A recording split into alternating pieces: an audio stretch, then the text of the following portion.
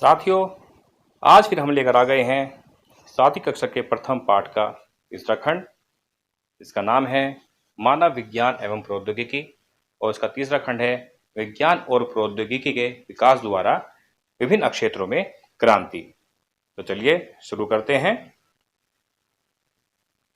सबसे पहले हम बात करते हैं औद्योगिक क्रांति। आज हमारे देश में छोटी छोटी मशीनों से लेकर बड़ी बड़ी मशीनों का निर्माण हो रहा है। रेल इंजन हो या हवाई जहाज, छोटे छोटे वाहन हो या बड़े बड़े जलपोत उत्पादक मशीनें हो या मशीनों को तैयार करने वाली बड़ी भारी मशीनें सब हमारे देश में बनने लगी हैं। लड़ाकू विमान, युद्धपोत, पनडुब्बी, विविध प्रक्षेपास्त्र, विमान भेदी, तोपे, टैंक आदि के निर्माण में हम आत्मनिर्भर हो गए हैं। रेडियो, टेप रिकॉर्डर, टेलीविजन आदि मनोरंजन के साधनों के निर्माण में स्वदेशी प्रौद्योगिकी का प्रयोग हो रहा है। सूचना प्रौद्योगिकी के क्षेत्र में भारत अग्रणी राष्ट्र की भूमिका निभा रहा है। औद्योगिक क्षेत्र में भारत का स्थान विश्व के 6 प्रमुख राष्ट्रों में है। कुछ उदाहरण आपके सामने हैं। ये भारतीय जलपोत हमारी भारतीय सेना को समर्पित है। अब बात करते हैं जनसंचार क्षेत्र में क्रांति। कंप्यूटर, इलेक्ट्रॉनिक डाक सेवा या ईमेल और इंटरनेट का विकास तेजी से हुआ है। इससे जनसंचार क्षेत्र में क्रांति आ गई है। कंप्यूटर, ईमेल और इंटरनेट क्या है? आइए सबसे पहले इसके बारे में जान लेते हैं। कंप्यूटर के बारे में आप कक्षा 6 में भी पढ़ चुके हैं। जैसे कि आपको मालूम ही है, कंप्यूटर एक इलेक्ट्रॉनिक मशीन है जिससे अनेक उपयोगी एवं जटिल कार्य सरलता से संपन्न किए जा सकते हैं। व्यापक स्तर पर कंप्यूटर का उपयोग रेल आरक्षण, आंकड़ों का रखरखाव, गणना, टाइप आदि अनेक कार्यों में किया जा सकता है। अब बात करते हैं इंटरनेट की। यह कंप्यूटर की एक नवीनतम प्रणाली है। विश्व के हजारों छोटे छोटे कंप्यूटर नेटवर्क टेलीफोन लाइन से जोड़ दिए जाते हैं। टेलीफोन लाइन की सहायता से जुड़े नेटवर्क को इंटरनेट कहते हैं। इसकी सहायता से हम कमरे में बैठे विश्व के विभिन्न देशों तक किसी भी विषय से संबंधित सूचनाएं एवं आंकड़े पल भर में प्राप्त कर सकते हैं और इनका संग्रह भी कर सकते हैं। कई नवीन पुस्तकें भी हम इसी इंटरनेट के माध्यम से पढ़ सकते हैं। जैसे कि आप भी आजकल कई सारी किताबें, कई सारे पाठ अपने इंटरनेट पर पढ़ते हैं और जो आपकी ये कक्षाएं चल रही हैं वो भी इसी इंटरनेट के माध्यम से ही संपन्न हो पा रही हैं। ये आप देख पा रहे हैं कि पूरा विश्व कंप्यूटर के माध्यम से आपस में जुड़ा हुआ है। मुख्य रूप से इसमें कंप्यूटर, टैबलेट, मोबाइल फ़ोन साधन हम प्रयोग करते हैं। चलिए बात करते हैं कंप्यूटर के माध्यम से, इंटरनेट के माध्यम से जो बहुत ही सुंदर युक्ति प्रयोग करते हैं जो हमारे लिए बहुत महत्वपूर्ण हो जाती है आज की समय में। इलेक्ट्रॉनिक डाक सेवा या जिसे हम ईमेल भी कहते हैं, यह कंप्यूटर एवं इंटरनेट आधारित संचार की महत्वपूर्ण युक्ति है। इसके द्वारा कृत्रिम उपग्रहों के माध्यम से अन्य देशों के कंप्यूटरों को सूचना, संदेश आदि का आदान प्रदान किया जा सकता है। यह एक देश से दूसरे देश को संदेश भेजने का सबसे सस्ता साधन है। जैसे भारतवर्ष से सिंगापुर को संदेश अत्यंत कम शुल्क पर पल भर में भेजा जा सकता है। और सबसे महत्वपूर्ण जो हम आजकल प्रयोग करते हैं, मोबाइल फ़ोन या स्मार्टफोन। मोबाइल फ़ोन का जनसंचार के क्षेत्र में व्यापक योगदान है। यह एक इलेक्ट्रॉनिक उपकरण है।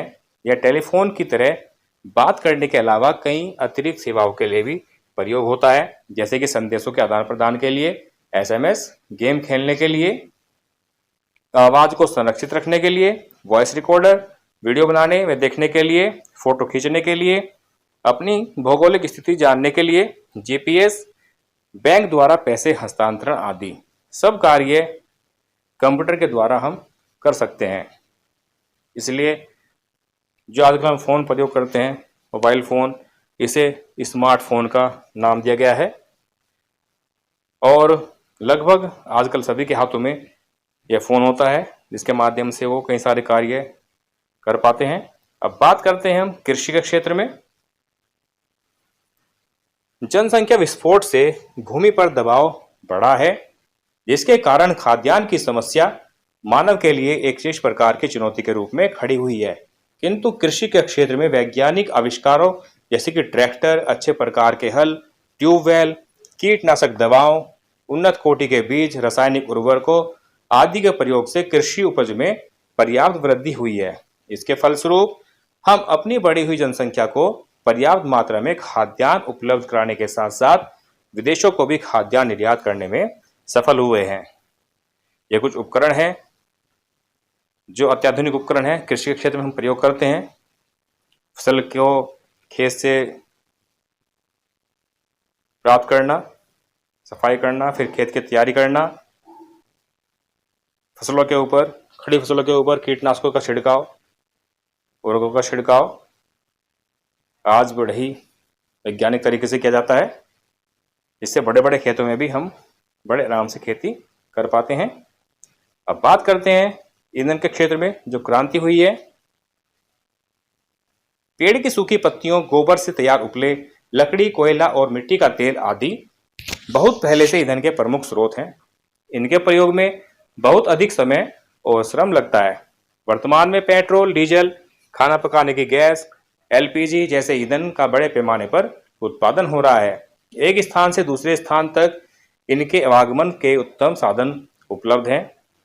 इनके प्रयोग से समय और श्रम दोनों की बचत हो रही है। फलस्वरूप ईंधन के क्षेत्र में क्रांति आ गई है।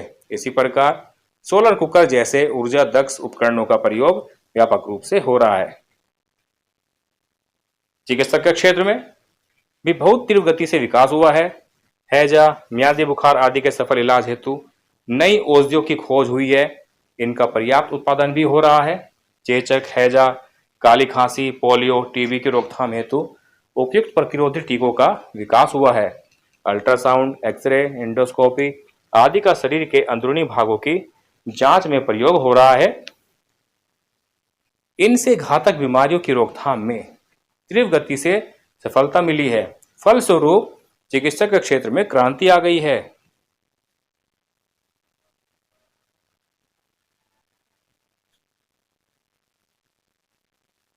ये हमारे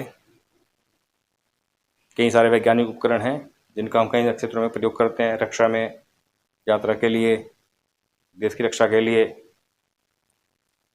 हमारे युद्ध टैंक जो हमारे देश की सुरक्षा सेना को और शक्तिशाली बना देते हैं।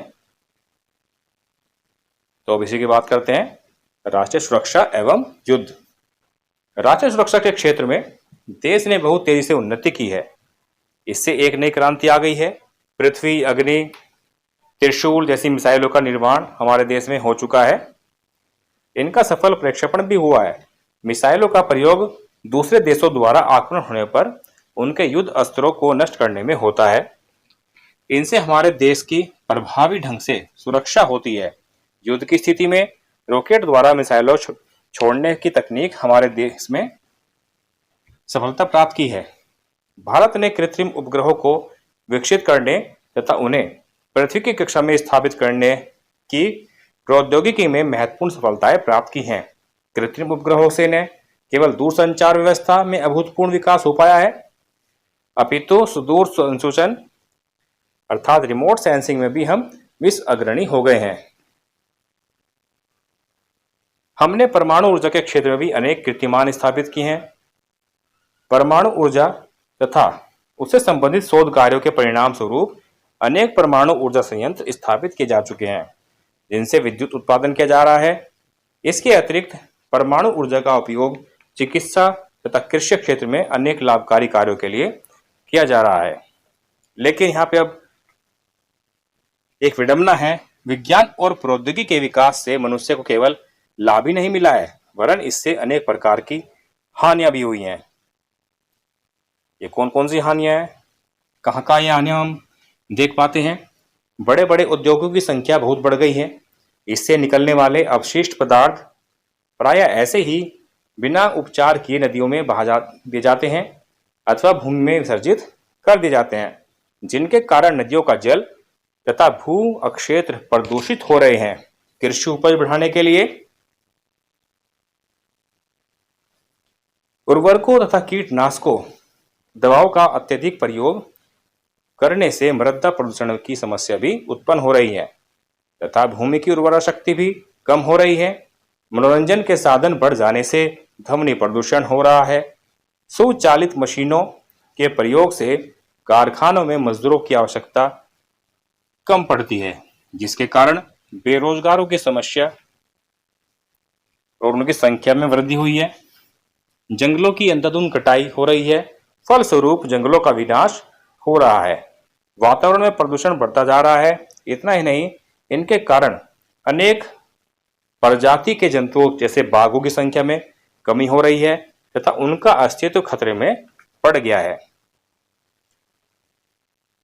ये मानव की जो क्रियाकलाप हैं उनके कारण से जो हमारी नदियां, हमारा भूभाग काफी जगह प्रदूषित है।